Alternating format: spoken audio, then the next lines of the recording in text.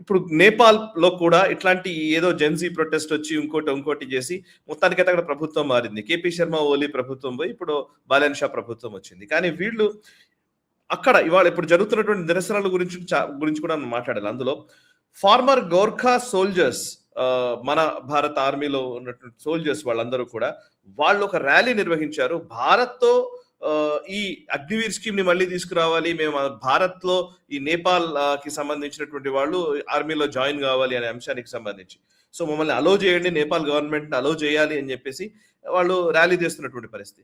ఎందుకంటే అసలు నేపాల్ గవర్నమెంట్ దీని విషయంలో ఒక రకంగా చెప్పాలంటే ఏమొచ్చింది, వాళ్ళకి ఏం ప్రాబ్లం వచ్చింది? ఉన్న ఒకే హిందూ దేశం. ఒకసారి వివరాలు చెప్తారా సార్? ఇది అసలు ఎప్పుడు కూడా మనం వేరుగా చూడలేదు కదా, నేపాల్ భారత్ ఎప్పుడు కూడా వేరుగా లేవు. అంటే అది హిందూ దేశం అని మనం అనుకుంటున్నాము. వాళ్ళు ఇప్పుడు హిందూ దేశం కాదు, సెక్యులర్ దేశం అయిపోయింది. సోనియా గాంధీ గారి చలువ వల్ల ఏకైక హిందూ దేశం కాస్త ఇప్పుడు సెక్యులర్ దేశం అయిపోయింది. ఎందుకు సోనియా గాంధీ చెప్పండి సార్,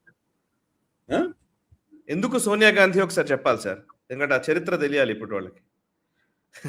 మనం చర్చించాం. మనది రాజీవ్ గాంధీ ప్రధానమంత్రిగా ఉన్నప్పుడు ఆయన అక్కడికి వెళితే పశుపతినాథ్ టెంపుల్లో సోనియా గాంధీ పర్మిషన్ ఇవ్వలేదు. ఆవిడ హిందూ కాదు అని చెప్పి ఆవిడకి పర్మిషన్ ఇవ్వలేదు.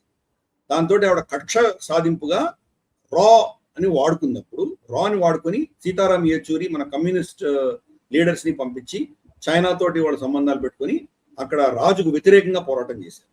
సరే, మన రాకి లేదా సోనియా గాంధీకి వాళ్ళ రాజు హత్యలో హస్తం ఉందా లేదా అన్న విషయం నేను మాట్లాడట్లేదు. కానీ అక్కడ ప్రభుత్వం అప్పటికే ఆయన చనిపోయాడు, రాజు చనిపోయాడు. ఉన్నటువంటి ఆయన తమ్ముడు ఎవరైతే రాజుగా ఉన్నాడో అతనికి వ్యతిరేకంగా ఈ ఉద్యమాన్ని తీసుకొచ్చారు. ఉద్యమం తీసుకొచ్చేసరికి మనకు ప్రచండ వీళ్ళు ఎవరైతే కమ్యూనిస్టులు ఉన్నారో వాళ్ళందరికీ కూడాను రానే ఫండింగ్ ఇచ్చింది, రానే సపోర్ట్ చేసింది. చైనా ఫండ్స్ కూడా వచ్చినాయి. సో వీళ్ళిద్దరు కలిసి, మనకు తెలుసు కాంగ్రెస్ పార్టీను తర్వాత కమ్యూనిస్ట్ పార్టీ ఆఫ్ చైనాకి ఇద్దరి మధ్యలో ఎంఓయూ ఉన్న విషయం కూడా మనకు తెలుసు. కాబట్టి వీళ్ళిద్దరు కలిసి కోఆపరేట్ చేసుకుని అక్కడ హిందూ రాజుని తీసేసి సెక్యులర్ ప్రభుత్వాన్ని తీసుకొచ్చి పెట్టారు. సెక్యులర్ అంటే కనుక ఓపెన్ ఫర్ కన్వర్షన్స్.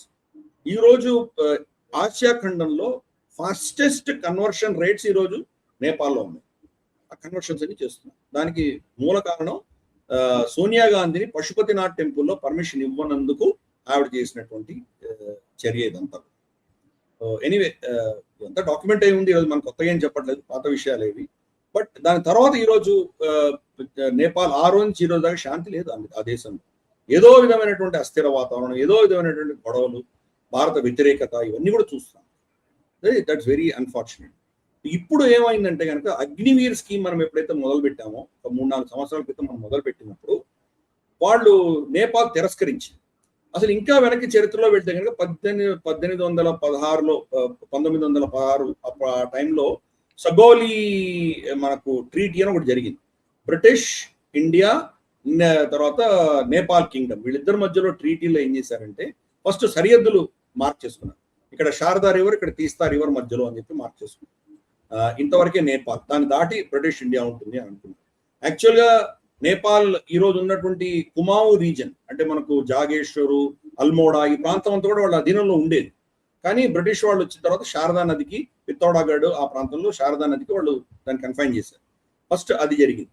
రెండవది అప్పుడు ఏం చేశారంటే కనుక గోర్ఖా సైనికులు అంటే నేపాలీ పౌరులు బ్రిటిష్ ఇండియా సైన్యంలో చేరొచ్చు అని చెప్పి వాళ్ళకి పర్మిషన్ ఇచ్చారు. 1947లో బ్రిటిష్ వాళ్ళు ఇక్కడి నుంచి వెళ్ళిపోయిన తర్వాత ట్రైపార్టైడ్ అగ్రిమెంట్ జరిగింది. అంటే నెహ్రూ ప్రభుత్వానికిను, బ్రిటిష్ ప్రభుత్వానికి, మనకు నేపాల్ ప్రభుత్వానికి ముగ్గురి మధ్యలో అగ్రిమెంట్ అంటే గోర్ఖా సైనికులు బ్రిటిష్ సైన్యంలో కానీ భారత సైన్యంలో కానీ చేరొచ్చు అన్నటువంటి ఒక ఒప్పందం అప్పుడు పెట్టుకున్నారు. బ్రిటిష్ వాళ్ళకి అప్పుడు అవసరం ఉండింది, ఎందుకంటే అప్పుడే 2వ ప్రపంచ యుద్ధం అయిపోయింది. వాళ్ళ సైనికులందరూ చనిపోయారు కాబట్టి వీళ్ళని చాలా మందిలో తీసుకున్నారు అప్పట్లో. కానీ ఇప్పుడు వాళ్ళకి అవసరం లేదు, వాళ్ళ సైన్యమే లేదు, మొత్తం అమెరికాకు వాళ్ళు అవుట్ సోర్స్ చేశారు వాళ్ళ సెక్యూరిటీ అంతా, కాబట్టి వాళ్ళకి అవసరం లేదు. సో పెద్ద సంఖ్యలో భారతదేశమే రిక్రూట్ చేశారు. గోర్ఖా రెజిమెంట్స్ మనకు ఉన్నాయి. మనకు బిపిన్ రావత్ గారు కానీ లేదా మనకు ఇతరత్ర చాలా పెద్ద దిగ్గజ ఆర్మీ ఆఫీసర్లు అందరూ కూడా గోర్ఖా రెజిమెంట్స్ నుంచి వచ్చారు. అయో గోర్ఖాలి అన్నటువంటి వాళ్ళ నినాదం అన్నది వాళ్ళు ఎన్నో అవార్డ్స్ వచ్చాయి మనకి. పరమవీర్ చక్ర దగ్గర నుంచి మహావీర్ చక్రాలు ఎన్నో వచ్చినాయి వాళ్ళు గోర్ఖా రెజిమెంట్స్. దేశం కోసం బలిదానం ఇచ్చినటువంటి వాళ్ళు చాలా ఫియర్స్ గోర్ఖా, నాగా రెజిమెంట్స్, ఈ రెండు అంటేనే శత్రువులు అందరూ భయపడతారు. కాబట్టి అటువంటి చరిత్ర ఉన్నటువంటి గోర్ఖాలు ఎప్పుడు రిక్రూట్ అవుతుండేవాళ్ళు. అందుకనే మనకు రోటీ బేటీ కా రిష్తా అని మనం అంటాం కదా. రోటీ కా రిష్తా అంటే ఇదే. వాళ్ళు అంటే ఇక్కడ మనం ఉద్యోగం కోసం మన దేశంలో వచ్చి పనిచేయొచ్చు, వాళ్ళకి ఏం రెస్ట్రిక్షన్స్ లేవు. సామాన్య భారత పౌరుడికి ఎటువంటి అధికారాలు ఉన్నాయో, ఎటువంటి హక్కులు ఉన్నాయో అవన్నీ మన నేపాల్ పౌరులకు ఇచ్చాము, 100% ఇచ్చాము. అలాగే బేటీ, వాళ్ళ పిల్లల్ని మనం చేసుకుంటాము, మన పిల్లల్ని వాళ్ళు చేసుకుంటారు. కాబట్టి ఈ సరిహద్దులు పేరుకే ఉన్నాయి, కానీ మన ఇద్దరి మధ్యలో అటువంటి కంప్లీట్ ఓపెన్నెస్ ఉన్నటువంటి పరిస్థితి నుంచి ఎప్పుడైతే మన సైన్యం ఈ అగ్నివీర్ స్కీమ్ తీసుకొచ్చారో, అగ్నివీర్ స్కీమ్ లో ఏంటి మనకు తెలుసు, ఒక 25% మాత్రమే పర్మనెంట్ కమిషన్ అవుతారు, మిగతా 75% వెళ్ళిపోవాల్సి వస్తుంది. వాళ్ళు ఇతరత్ర పోలీసులోనో ఇతరత్ర యంత్రాంగంలోనో ఉండాలి, లేదా ప్రైవేట్ రంగ సంస్థలకు వెళ్ళిపోవాలి. వాళ్ళు 25% మాత్రమే అబ్జార్ప్షన్ అవుతుంది అని చెప్పి అగ్నివీర్ స్కీమ్ లో ఎప్పుడైతే అనౌన్స్ చేశారో, నేపాల్ దాన్ని అపోజ్ చేసింది. మా పౌరులు మీ సైన్యంలో చేరాలంటే పర్మనెంట్ కమిషన్ ఇచ్చి వాళ్ళకి పెన్షన్ వచ్చే ఉద్యోగాలు ఇస్తే కానీ మా పిల్లల్ని మేము పంపించము అని ఆ ప్రభుత్వం నిర్ణయం తీసుకుంది, కేపీ శర్మ ఓలీ ఉన్న. దాంతో చైనా దాన్ని అడ్వాంటేజ్ గా తీసుకుని గోర్ఖాలని చైనీస్ పిఎల్ఏలో అడ్మిట్ చేసుకునే ప్రయత్నం చేశారు. కానీ వీళ్ళెవరు పిల్లలు చైనాలో వెళ్ళి చేరడానికి సిద్ధంగా లేరు. రెండు, వీళ్ళు ఎక్కడో పోయి గల్ఫ్ లోనో అక్కడ ఇక్కడ కూలీ నాలి చేసుకోవడానికి సిద్ధంగా ఉన్నారు. కానీ వాళ్ళు ఇక్కడ భారతదేశంలో వాళ్ళు ఉద్యోగంలో భర్తీ అవ్వలేనటువంటి పరిస్థితి వాళ్ళ ప్రభుత్వమే క్రియేట్ చేసింది. ఈ 3-4 సంవత్సరాల తర్వాత ఏమైంది, మనం అప్పుడు కూడా చెప్పాం, ఇప్పుడు కూడా చెప్తాం. మా పౌరులు, భారత పౌరులకు ఎటువంటి రూల్స్ ప్రకారం వాళ్ళని రిక్రూట్ చేస్తున్నామో మీకు అవే వర్తిస్తాయి. మీకు వేరే రూల్, వాళ్ళకి వేరే రూల్ ఉండదు. వీళ్ళనేమో భారత పౌరులనేమో 25% మేము పర్మనెంట్ కమిషన్ ఇచ్చి, నేపాలీ పౌరులకి మాత్రమే 100% ఎలా ఇవ్వగలం? మేము ఇవ్వలేం కదా. ఇస్తే మా దేశంలో గొడవ అవుతుంది కదా. కాబట్టి ఇద్దరు ఒకటే రూల్ ప్రకారం వెళ్తారు, మీకు కూడా 25% ఉంటుందని చెప్తే వాళ్ళు తిరస్కరించారు.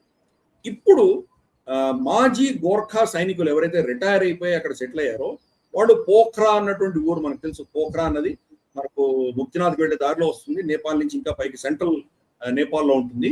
అక్కడ వాళ్ళు అందరూ కూడాను ర్యాలీలు చేస్తున్నారు, వాళ్ళ ప్రభుత్వం మీద ఒత్తిడి తీసుకొస్తున్నారు. భారత ప్రభుత్వం అన్యాయం చేయట్లేదు, మన కోసం స్పెషల్ గా రూల్ పెట్టలేదు, వాళ్ళ రూలు మనకు కూడా వర్తిస్తున్నారు. కాబట్టి అగ్నివీర్ స్కీమ్ లో మన పిల్లలు చేరేలాగా మీరు పర్మిషన్ ఇవ్వండి, గౌరవప్రదంగా వాళ్ళ ఉద్యోగాలు వస్తాయి వాళ్ళకి. ఈరోజు మనకు అవకాశాలే లేవు. 3-4 సంవత్సరాలు అయింది మన పిల్లలు ఎక్కడ ఉద్యోగాలు లేవు, వాళ్ళు భర్తీ అవ్వలేదు. ఒక గౌరవప్రదమైనటువంటి అవకాశాలు వస్తాయి. భారత ప్రభుత్వం ఈ 25% పెంచుతామని అంటున్నారు. ఒకసారి 30-35% చేసినా ఆశ్చర్యపడక్కర్లేదు. ప్లస్ మిగతా వాళ్ళకు కూడా మిగతా అనుబంధ సంస్థల్లో సిఆర్పిఎఫ్, బిఎస్ఎఫ్ వాటిల్లో వీటిల్లో తీసుకునే ప్రయత్నం చేస్తామని అంటున్నారు వాళ్ళు. కాబట్టి ఆ అవకాశం ఎందుకు కోల్పోతున్నారు? ఈ 25% ని మాత్రమే తీసుకుంటే మేము ఒప్పుకోము అనడం వల్ల మిగతా మొత్తం 100% కూడా మీరు అవకాశాలు లేకుండా చేస్తున్నారు కదా. కాబట్టి దీన్ని యాక్సెప్ట్ చేయండి అని చెప్తున్నారు.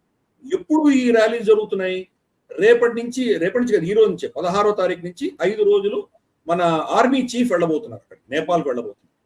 నేపాల్ భారతదేశంలో ఒక పరంపర ఏముందంటే కనుక, కొత్తగా ఆర్మీ చీఫ్ అక్కడ అపాయింట్ అయినా ఇక్కడ అపాయింట్ అయినా మళ్ళీ ఇంకో దేశానికి వెళితే ఆ దేశంలో కూడా ఆనరరీ జనరల్ అవార్డ్ కేటగిరీ కింద అతన్ని సన్మానిస్తారు.